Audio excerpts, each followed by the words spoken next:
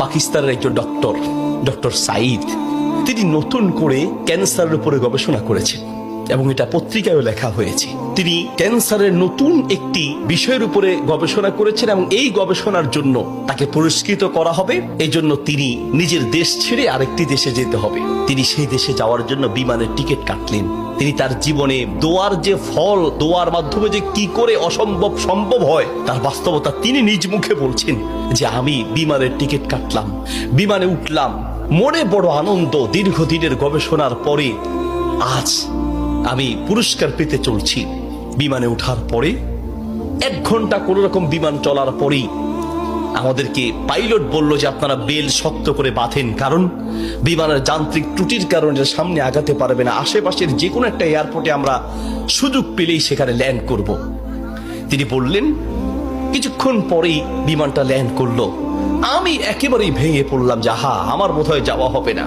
বিমান ল্যান্ড করার পর জিজ্ঞেস করলাম এটা কি যাবে? বলছে যে ত্রুটি, এটা আজকে যাবে না। তাড়াতাড়ি বলছেন যে আমি সেই বিমান বন্দরে বিমান থেকে নেমে চলে গেলাম ইমিগ্রেশন কাউন্টারে, গিয়ে বললাম যে আমি তো ওই জায়গায় যেতে চাই।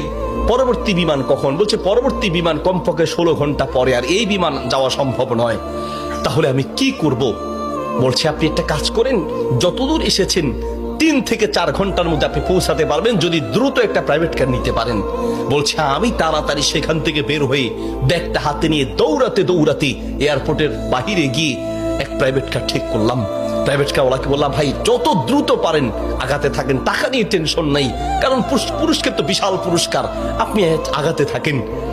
প্রাইভেট কার ড্রাইভার গাড়ি চালাচ্ছে। তিনি বলেন মোটামুটি কিছুক্ষণ যাওয়ার পরে হঠাৎ বিশাল তুফান শুরু হলো। প্রচন্ড তুফান দেখে ড্রাইভার বলছে ভাই সামনে যাওয়া সম্ভব নয়। বলছে চেষ্টা করেন। বলছে দেখছেন কি অবস্থা, রাস্তাঘাট সব গাছপালা ভেঙে রাস্তায় পড়ে আছে। যখন তুফান আরো প্রচন্ড বাড়তে লাগলো আমি অবশেষে নিরাশ হয়ে বললাম যে জীবন বাঁচানো দরকার, পুরস্কার দিয়ে কি হবে, নিজেই যদি মরে যাই থাক, পুরস্কার চিন্তা নাই, সামনে যাওয়ার দরকার নেই। আশেপাশে বাড়ি ঘর দেখলেই কোন একটা বাড়ির সামনে গিয়ে দাঁড়ান, বাড়িতে গিয়ে অন্তত নিজের জীবনটা বাঁচাই।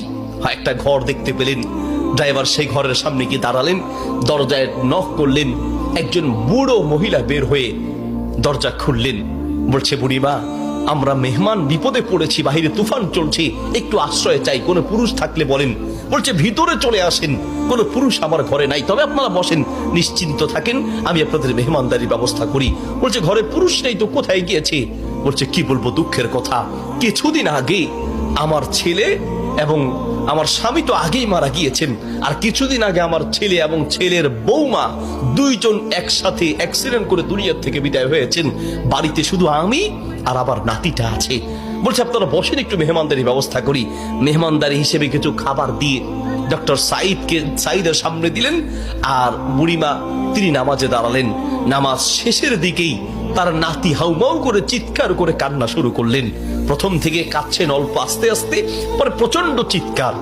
ডক্টর সাইদ বলেন বুড়িমা আপনি কি করছেন, একটু নাতিটাকে নিয়ে আসেন, এইভাবে কাঁদছে কেন? পরে নাতিটাকে কোলে করে নিয়ে আসলেন। ডক্টর সাইদ জিজ্ঞেস করলেন যে তার চেহারা পুরো নীল হয়ে আছে, তার কারণটা কি, ওর কি রোগ হয়েছে? বলছে ডাক্তার সাহেব কি বলবো দুঃখের কথা, আল্লাহ আমাকে পরীক্ষা করছেন। আমার স্বামী তো অনেক আগেই দুনিয়া থেকে বিদায় হয়েছে, আমার সম্বল ছিল আমার ছেলে, সেই ছেলেটাকে আল্লাহ নিলেন, ছেলের বৌমাকেও নিয়ে গেলেন। আমার এই নাতিটা কোন রকমে আমার কাছে ছিল, তাই সে যায় নাই, এই জন্য অ্যাক্সিডেন্ট করে তারা মারা গিয়েছে, কিন্তু ছেলেটা রয়ে গেল। এখন এই ছেলেটার একটা কঠিন মারাত্মক ক্যান্সার হয়েছে, যার চিকিৎসা আমাদের দেশে সম্ভব নয়। ডাক্তার সাইদ বলছে আপনি কি দেখিয়েছেন? বলছে হ্যাঁ, এটা নতুন ধরনের ক্যান্সার, এলাকায় যাকেই দেখাই সবাই একই কথা, আমাদের পক্ষে সম্ভব নয়। তো ডাক্তাররা কি পরামর্শ দিয়েছে? বলছে পাকিস্তানে যেতে। পাকিস্তানে একজন ডাক্তারের নাম বলেছে, তিনি এই নতুন রোগের, এই নতুন ক্যান্সার উপরে তিনি গবেষণা করেছেন, তার কাছে গেলে নাকি ভালো হবে। ডাক্তারের নাম বলেছে? বলছে নাম তো বলেছে, কিন্তু ঠিকানা তো কিচ্ছু জানা নাই। কিন্তু আমার বিশ্বাস, আমি প্রত্যেক নামাজের পরে এবং সেজদায় গিয়ে আল্লাহর কাছে দোয়া করি, কারণ আমার বিশ্বাস মানুষের পক্ষে অসম্ভব হতে পারে, আল্লাহর পক্ষে অসম্ভব বলতে কিচ্ছু নাই। আল্লাহু আকবার। আমি প্রতিদিন নিয়মিত আল্লাহর কাছে দোয়া করি, মালিক আমি তো সেই ডাক্তার হসপিটাল কিচ্ছু চিনি না, আমার পক্ষে চেনা সম্ভব নয়, তার কোনো ঠিকানাও কার জানা নাই। তিনি নাকি পাকিস্তানের ডাক্তার। বুড়িমা বলেন তো সেই ডাক্তারের নাম কি? বলছে সেই ডাক্তারের নাম নাকি ডক্টর সাইদ, নতুন করে তিনি নাকি এই ক্যান্সার উপরে গবেষণা করেছেন। বলছে বুড়িমা কসম করে বলেন তো ডাক্তার সাইদের সাথেই আপনাকে দেখা করতে বলেছে? মহিলা বলছে ভাই আপনি মেহমান মানুষ, আমি কেন আপনার কাছে মিথ্যা বলতে যাব? ডাক্তার সাইদ তিনি নাকি নতুন করে ক্যান্সার উপরে গবেষণা করেছেন, আপনার বাড়ি কোথায়?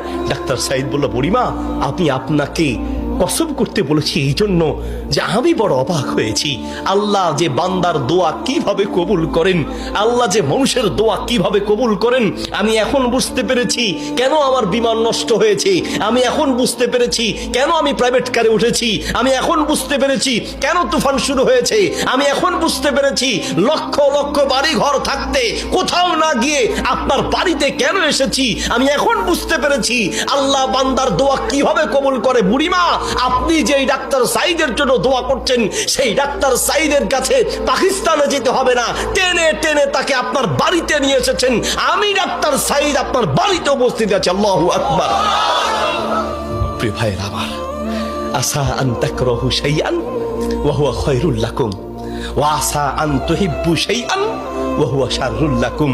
আল্লাহ বলে বান্দা শোনো, আমরা অনেক সময় দোয়া করতে গিয়ে আমরা অলসতা পেশ করি, অথবা অচেতন হয়ে যাই, অথবা দোয়া করার ক্ষেত্রে আমাদের ইয়াকিন থাকে না। কারণ হুজুর কত দোয়া করছি, কত বলছি আল্লাহর কাছে, কই না হুজুর আল্লাহ তো শুনে নেই, ঠিক না?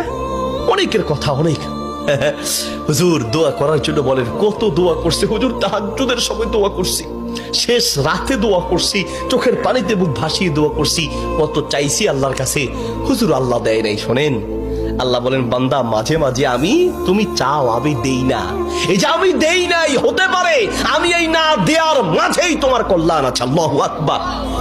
আমরা জানি না, হতে পারে ওই যে আল্লাহ দেয় নাই সেটার মধ্যেই আপনার জন্য কল্যাণ দিয়েছি। এই জন্য দোয়া করবেন, পান বা না পান দোয়া করে যাবেন।